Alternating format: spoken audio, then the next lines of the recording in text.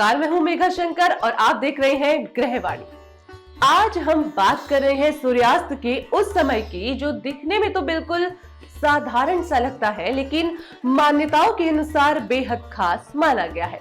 हम सब जानते हैं कि सूर्योदय शुभ होता है, पर सूर्यास्त का समय थोड़ा संभल कर चलने वाला माना गया है, क्योंकि कहा जाता है कि इस वक्त वातावरण में नकारात्मक ऊर्जा बढ़ने लगती है। इसलिए ही हमारे बड़े बुजुर्ग शास्त्र और वास्तु बताते हैं कि सूर्यास्त के बाद कुछ चीजें नहीं करनी चाहिए, ताकि घर की शांति, खुशहाली, धन संपत्ति बनी रहे। तो चलिए आज ज्ञान शुरू करते हैं। आराम से बैठिए, कहीं भागने की जरूरत नहीं, क्योंकि जो बातें आप आज सुनने वाले हैं वो रोजमर्रा की जिंदगी में आपके बहुत काम आएंगी।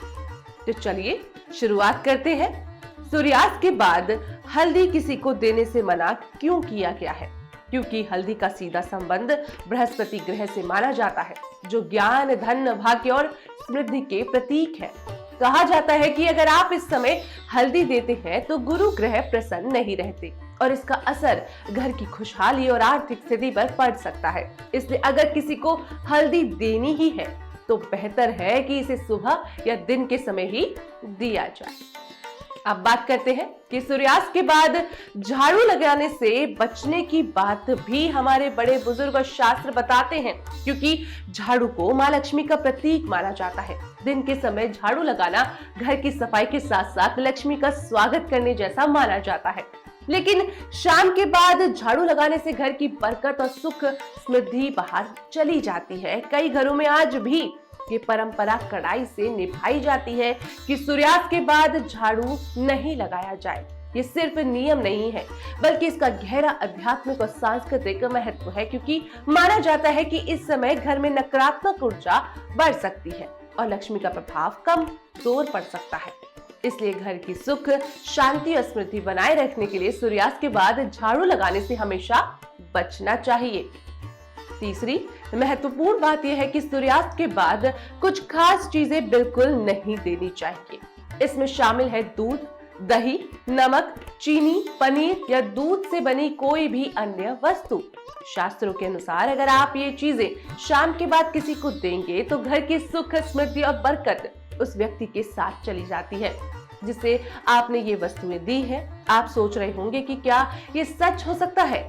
देखिए, परंपरा और विश्वास का अपना महत्व है और कई बार लोग अपने अनुभव से भी इन बातों को मानते हैं। ये नियम केवल अंधविश्वास नहीं, बल्कि हमारे घर, परिवार और जीवन में सकारात्मक ऊर्जा बनाए रखने की एक सांस्कृतिक सीख भी है। चौथी बात यह है कि सूर्यास्त के बाद कपड़े धोने या उन्हें बाहर सुखाने से बचना चाहिए।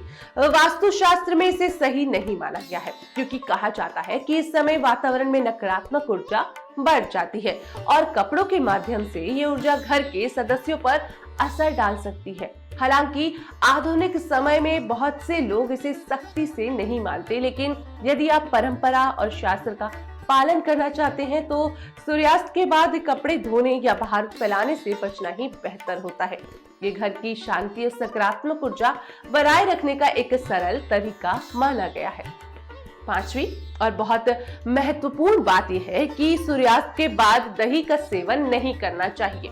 दही का संबंध शुक्र ग्रह से माना जाता है, जो सुंदरता, आकर्षण, धन, वैभव और घर की समृद्धि के कारक है। सूर्य और शुक्र की मित्रता इस समय ज्यादा अच्छी नहीं मानी जाती, इसलिए शाम के बाद दही खाना शुभ नहीं माना जाता। इसके अलावा कुछ लोगों की सेहत पर भी इसका असर देखा गया है, जैसे खांसी, सर्दी या बलगम बढ़ना। इसलिए शास्त्र और स्वास्थ्य दोनों की सलाह यही है कि सूर्यास्त के बाद दही का सेवन ना करें, ताकि घर और शरीर दोनों स्वस्थ और सकारात्मक ऊर्जा से भरपूर रहे। अब आप सोच रहे होंगे कि आखिर सूर्यास्त को इतना संवेदनशील समय क्यों माना जाता है? देखिए, दरअसल इस समय दिन की ऊर्जा धीरे धीरे खत्म होती है और रात्रि की ऊर्जा बढ़ने लगती है, जिससे नकारात्मक ऊर्जा का प्रभाव भी बढ़ सकता है। पुराने समय से ये माना जाता है कि शाम ढलते ही कई सूक्ष्म प्रकार की ऊर्जा सक्रिय हो जाती है, इसलिए मन, शरीर और घर तीनों का संतुलन बनाए रखना जरूरी होता है। यही कारण है कि शास्त्र कहते हैं जो काम दिन में किया जा सकता है उसे रात के लिए मत टालिए। तो दोस्तों, आज हमने जाना कि सूर्यास्त के बाद कुछ छोटी छोटी बातों का ध्यान रखना कितना जरूरी है, जैसे हल्दी नहीं देना, झाड़ू नहीं लगाना, दूध दही नमक चीनी नहीं देना, कपड़े नहीं धोना और दही नहीं खाना। ये सभी चीजें शायद छोटी लगती हैं, लेकिन शास्त्र और परंपरा के अनुसार इनका पालन करने से घर में सुख, शांति, समृद्धि और सकारात्मक ऊर्जा बनी रहती है। तो बस दोस्तों, आज की ग्रहवाणी में बस इतना ही। आशा है कि आज का ज्ञान आपको अच्छा लगा होगा और आपके घर, आपके जीवन में सकारात्मकता और सुख शांति लेकर आएगा। और अब बारी आज के सुविचार की। जहां नियमों का सम्मान होता है, वहीं लक्ष्मी का निवास होता है। हम फिर मिलेंगे एक नई जानकारी, एक नए अध्याय और एक नई ऊर्जा के साथ। मैं हूं मेघा शंकर और आप देख रहे थे ग्रहवाणी।